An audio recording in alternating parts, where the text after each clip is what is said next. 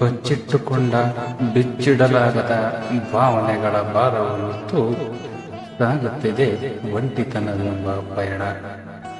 ಒಂಥರ ಖುಷಿ, ಒಂಥರ ದುಃಖ, ಈ ಎರಡರ ಸಮ್ಮಿಶ್ರಣ ಈ ಒಂಟಿತನದ ಪಯಣ. ಬಂದ ದಾರಿಯಲ್ಲಿ ಹಿಂತಿರುಗಲು ಮನಸ್ಸಿಲ್ಲ, ಮನಸ್ಸು ಮಾಡಿದರೂ ಹಿಂತಿರುಗಿ ಹೋಗಲು ಅವಕಾಶವೇ ಆಗಲಿಲ್ಲ.